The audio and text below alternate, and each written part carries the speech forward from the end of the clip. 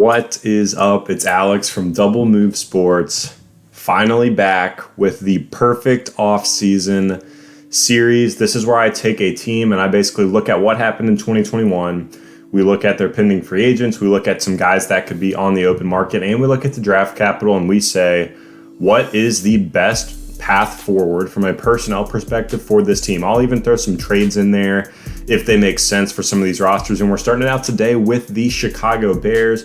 Their season is officially over, and they have some changes in the front office and at the head coaching spot with Matt Nagy now out of Chicago. So I'm not going to speculate on who the head coach will be because I don't really know when they're going to hire one. There's a lot of guys that I think would be great for that job. Kellen Moore, Brian Flores, amongst others, but we'll see which direction the Chicago Bears go. But if we look at the 2021 season, they were 6-11, a bit disappointing, but they did have a rookie quarterback. They did battle a lot of different injuries throughout the course of the year. So there's some reason for optimism in Chicago. You look at their projected cap space for 2022.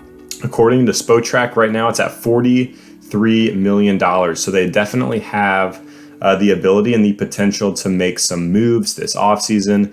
And the key players for the Bears include, Khalil Mack, Robert Quinn on the defensive side of the ball. Obviously, you have Justin Fields, David Montgomery, Darnell Mooney, and a lot of building blocks right now. So the first thing we're going to do is look at the top pending free agents for the Chicago Bears, guys that if they do not sign will hit the open market. There's a lot of names here, so I'm just going to hit on some of the key guys or guys that I think are important to talk about. So we'll go through this quick list here. Allen Robinson, Akeem Hicks, Andy Dalton, Nick Foles, Jimmy Graham, Jermaine Ifedi, Jason Peters, and Tashawn Gibson. So to start out, we're going to talk about these two quarterbacks because we can cross them off pretty quickly. They don't need to re-sign Andy Dalton or Nick Foles for next season, so I think they let those two guys go. Then we'll go back up to the top. Allen Robinson, disappointing season, 38 receptions, 410 yards, and 1 touchdown. He was already playing on a franchise tag, so I don't think they're going to re-sign him. I don't think they're going to bring him back. I think both Allen Robinson and the Chicago Bears need a fresh start. So Allen Robinson, we are going to let go in this scenario, and wide receiver is a position we are going to touch on later for the Bears. Next, you have Akeem Hicks on the defensive line.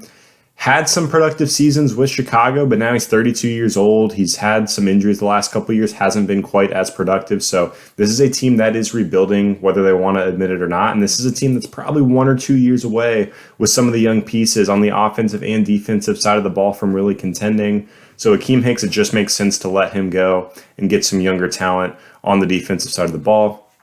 Jimmy Graham, it's time to let him go as well. I know he had a good little run there with Chicago, caught a ton of touchdowns, but let's get Cole Kmet ramped up. Let's see if he can be the next TJ Hawkinson, maybe even the next George Kittle, the next Mark Andrews. Let's see what Cole Kmet can do as a full-time tight end in this offense. Really looked good in 2021. I'd love to see him get more volume moving forward as well. And so now we move on to these last 3 names, Jermaine Ifedi, Jason Peters, and Tashawn Gibson. And Ifedi, he's an offensive tackle who played decent, and I think he's worth bringing back for some offensive line depth. You still have offensive tackle Larry Borum, who was a 5th-round pick in the draft last year, along with Tevin Jenkins as the tackles of the future for this Bears team. But with depth on the offensive line, with injuries, you can't ever have enough quality guys. So I think Ifedi is a good player to bring in. He can compete for a starting job and provide really good depth on the line and shouldn't cost a ton of money for the Bears. So I think you bring back Ifedi because Jason Peters is 39 years old. He's going to retire or go to a contender would be my guess. He probably will retire. Who knows if they can lure him back out of retirement this offseason. So Peters is someone you are going to let go. And then Tashawn Gibson at safety, kind of similar to Akeem Hicks for me. He had a decent season, 12 games played, 47 tackles, a couple of picks, but he's 31 years old. I would love to see the Bears bring in some young talent to this defense and get some fresh faces on the field that are going to be a part of this rebuild moving forward. So to recap, we're going to let pretty much all of this list go except Ifedi. We want to bring him back for some depth on the offensive line. And with that, we are going to move to free agency, which should be a lot of fun to talk about. Now, there are so many different positions of need for every single team, and there are a ton of names on the market. So I'm going to hit on a couple of positions that I would like to see the Bears sign. I'm sure they're going to go through some depth signings and things like that, but I want to hit on the splash names, and this one's not as much of a splash because of the position, but it's the offensive line. I'd love to see them address the offensive line this offseason. Sam Mustipher can be upgraded. He hasn't really lived up to expectations, only a 51.8 Pro Football Focus grade in 2021. Now, I know that's not the end-all, be-all. So Mustipher, not saying he needs to go, but it can't hurt to get some depth in there on the interior of this line, especially with how important the running game is for Chicago. So that's why I think they should go out and sign Ted Karras. He is a center guard. He can really play both positions.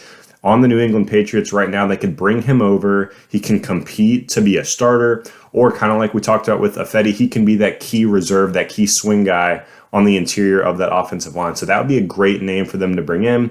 Not the sexiest name, but would help this team, and it would go a long way. So now let's talk about something a little bit more fun. Let's talk about that wide receiver spot, right? We're letting Allen Robinson go in free agency, so they need to replace A-Rob. Darnell Mooney looked great this year, but they need someone to compliment him. Now, I don't know if Mooney can be a true number one yet. We'll see. But at worst, I think you need a 1A, 1B type of situation for 2022. And there are some good wide receiver names. I mean, you got Chris Godwin, Davante Adams. The list goes on and on this year. It really does. Now, some of those guys will be re-signed, but there are three guys I think would be interesting to the Bears specifically. Davante Adams, obviously. Mike Williams, I think, is interesting, as well as Christian Kirk from the Arizona Cardinals. Now, I don't see Adams going to a team that's not contending in his own division. So I think we can wipe that one off, even though the Bears would dream of having Davante Adams in that Bears uniform. Christian Kirk I really, really like as a player, but I think his skill set is too similar to Mooney's, and I think you need something a little bit different. So I think Kirk will go somewhere and thrive, but I don't think it's Chicago. And that brings us to Mike Williams from the LA Chargers. We have the Bears signing Mike Williams in free agency here because Williams is that big body downfield threat. He is a red zone threat. He's going to complement Darnell Mooney so well in this Bears offense, and that gives Justin Fields, Williams on one side, Mooney on the other, hopefully Kmet taking a step forward. This offense is starting to show some life, and you're really going to see what Justin Fields can do in 2022. So last but not least, in free agency, we do need to add some good youth to the defense. The defense is a veteran defense. It's an older unit. So let's start out with the secondary. We let Tashawn Gibson go at safety. I think there are some guys in play at that position, but I really want to address the cornerback spot because the Bears could use some help there as well. And I'm going to dial in on Mike Hughes from Kansas City. There's a lot of veteran corners out there. Kevin King is a younger corner, but his play has been very, very spotty in Green Bay, as Bears fans probably know, playing them twice a year. But we're going to dial in on Mike Hughes from Kansas City. This guy is 24 years old at the time of this recording, and he played really, really well in 2021. And I think he has the makings of a solid number one corner in the league. Maybe he doesn't make all the splash plays you want to see, but he does make plays, and he is really, really a solid contributor and can be a lockdown corner. So Mike Hughes is the signing for this secondary. I think the Bears could really use the youth and use a stud on the defensive side of the ball, especially in that secondary with the star power they have up front with some of your veteran guys like Khalil Mack, like Roquan Smith. So that's where Mike Hughes can come into play here and be a great contributor right off the bat. So to recap really quickly, free agency, we are signing Ted Karras, offensive lineman, Mike Williams, wide receiver, and Mike Hughes, cornerback, among other depth signings and guys I know the Bears will bring in. I just wanted to hit on the highlights in this video, and that brings us to the 2022 NFL Draft. Let's look at the Bears draft capital. We're only going to talk about the first three rounds. I know on day 3, rounds 4 through 7, you find diamonds in the rough all the time, but I'm not going to talk through a 7-round mock draft today. I'm just going to talk about day 1 and day 2, which is rounds 1, 2, and 3. So if you remember, the Bears traded their round 1 pick for this year to move up and get Justin Fields last year. I think it was a great move for them to do. Fields, I'm excited about him. I think he can be the quarterback of the future for Chicago. So they don't have a round 1 pick, but they do have a pick in round 2. It's pick 39 overall, and they do have pick 73 overall, which is in round 3. So we're going to hit on these 2 picks. Starting off in round 2, I have the Bears bringing in a defensive lineman here. It's Logan Hall, a defensive end from Houston. I know the name isn't a popular name. Houston's not a huge football school. They've had their teams over the years, but Hall really was a standout on this unit last year. He's 6'6", almost 270 pounds. He gives them size and strength on the defensive line. Kind of think of him not as your lightweight linebacker, outside linebacker, defensive end hybrid. Hall is more of that defensive tackle, defensive end hybrid, which has been a really good scheme fit for Chicago in the past. We'll see what the new coaching staff does moving forward. But Hall posted 6.5 sacks and 16 tackles for a loss last season.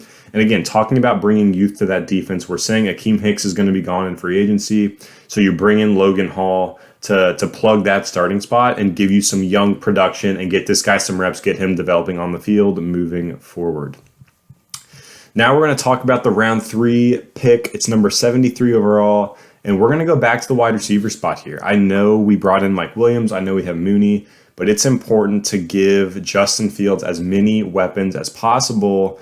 And this is a debatable one. I'm going John Mechie, wide receiver from Alabama with this pick. I know he's coming off of that torn ACL that he suffered at the end of the season. But he was just a straight-up producer at Alabama. He's 6 foot, 195, so he doesn't have phenomenal size. He doesn't have game-breaking speed. But this guy just finds a way to get open, and he finds a way to produce. And I think he could carve out a really nice role behind Darnell Mooney, behind Mike Williams, who we brought in this scenario. And he could be a valuable contributor long-term as a third, maybe even a second wide receiver for the Chicago Bears. So I think John Mechie, coming off that ACL, you might get that discount on him, get him here in round 3, and he could be a very, very strong rookie contributor for Fields. And then those pieces on offense are looking really, really good with Mike Williams, Darnell Mooney, John Mechie, Cole Kmet. You've got Montgomery and Khalil Herbert at running back. We added some offensive line help here.